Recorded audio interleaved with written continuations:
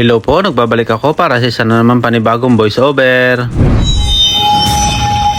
At big shoutout nga pala kay Boss Jeyo sa kanyang walang sawang pag-order. Bali, ang amin nga na pagkasunduan dito ay kasabakik at saka kutsinta.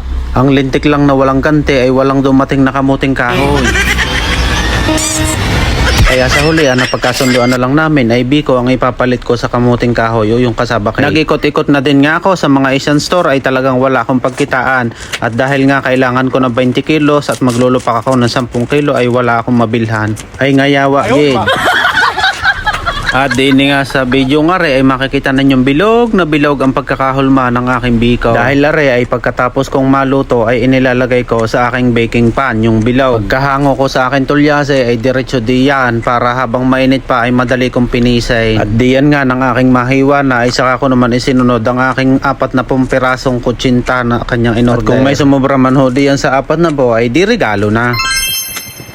At kung inyo nga mapapansin ay nakabalot pa ng cling wrap yung aking mga kutsinta na pinalamig kagabi. At dahil summer nga dito sa Italia ay marami ang manlilipad kaya kailangan ingat na ingat din sa ating mga pagkain. Ugali ko na pagkakatapos kong maluto at napalamig na ay pinapatas ko ito at binabalot.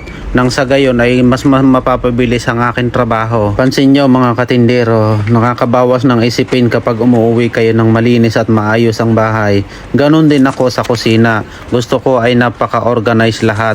Nangyari nga sa akin na habang ako ay nasa kalagitnaan ng pagluluto ay may bisitang dumating na hindi ko inaasahan. Sa puntong iyon, lahat ng aking mga niluto ay napalamig ko na at nabalot ko na, kumbaga ay nakaapusto na. Kaya pagpasok ng aking mga bisita sa kusina ay tuwang-tuwa at ako'y puring-puray.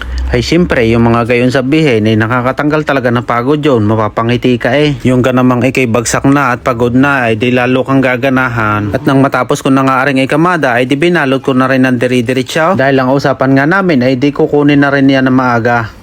Sa pakilasa ko'y aray mimerindahin pagkatapos ng tanghalian. At dahil nga mahaba pang aking oras ay di ako'y mamamahinga muna bago lumigaw. Ay siya, papano? Di ako'y magtitinda muna. Sa mga nakapanood po ng aking video, papalo and share na rin para alam ko kung saan nakarating ang aking video.